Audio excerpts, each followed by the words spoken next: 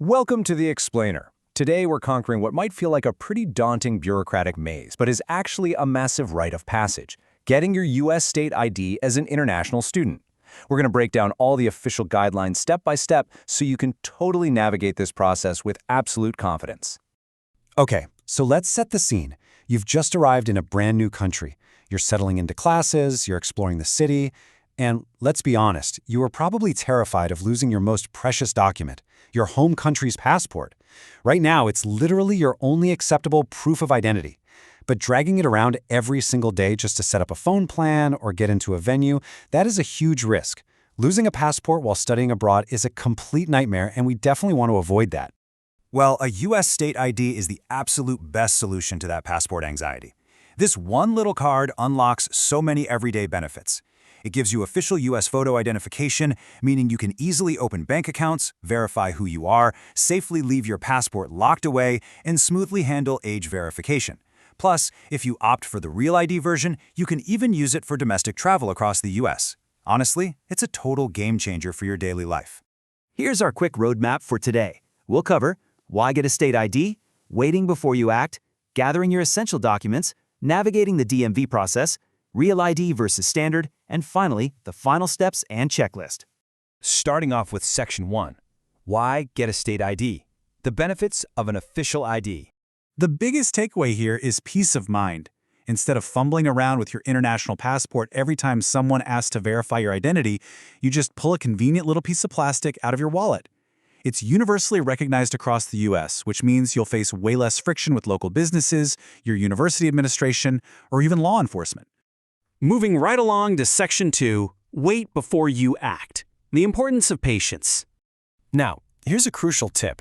You can't just step off the plane and march straight into a government office. First, you have to complete your university check-in. Then, your school has to make sure your SIVIS record, that's the Student and Exchange Visitor Information System, is active. Once that happens, you actually need to wait about 7 to 10 days before you even approach the DMV. Why? Because all these different government immigration systems need a little time to talk to each other and sync up. If you go too early, the local office literally won't have your updated status in their system and they will turn you away, so patience is key here. All right, Section 3. Gather your essential documents. Assembling your bureaucratic artifacts. Let's talk paperwork. You're going to need proof of identity, which is your valid passport. Next up is immigration paperwork, your valid F1, J1, or M1 visa, your I-94 arrival record, and your specific sponsorship form, so an I-20 if you're an F1 student or a DS-2019 for J1s. Then comes proof of address. You usually need 2 documents showing where you live in the U.S., like an apartment lease, a utility bill, a bank statement, or an official university housing letter. And finally, your social security number. If you have an SSN card, bring it. If you don't, which is super common for new international students, don't sweat it. Many states just have you fill out a simple declaration stating you aren't eligible for one. Now, for Section 4, navigating the DMV process, making your appointment and visit. Okay, the very first thing to know is that every U.S. state runs its own system. The actual agency name changes depending on where you're studying, so you gotta do a bit of local research. Like, if you're in Texas, you'll be looking for the DPS, but if you're in California, New York, or Florida, you're heading to the DMV. Always check your specific state's website for exact document requirements and fees. And listen to me on this one. Always book an appointment online before you go. Seriously, showing up without one is a guaranteed way to spend 4 hours of your life staring at a waiting room wall. Once you actually get there, the in-person visit is super structured. Just make sure you bring all your original documents, no copies. First, you hand over your application. Second, the clerk verifies your immigration status in their system. Third, you smile for your photo. Fourth, you give your digital signature. And finally, you pay the processing fee.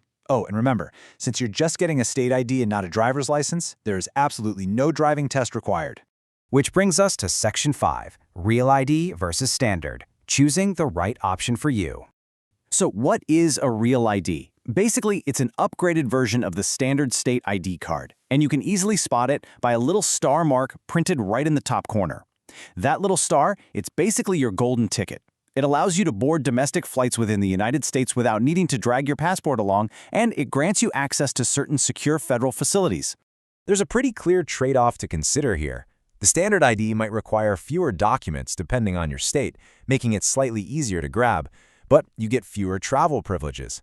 The Real ID, on the other hand, means you have to be super strict with your paperwork. You absolutely must bring your passport, your visa, and I-94, your sponsorship form, and most importantly, those 2 strict proofs of address.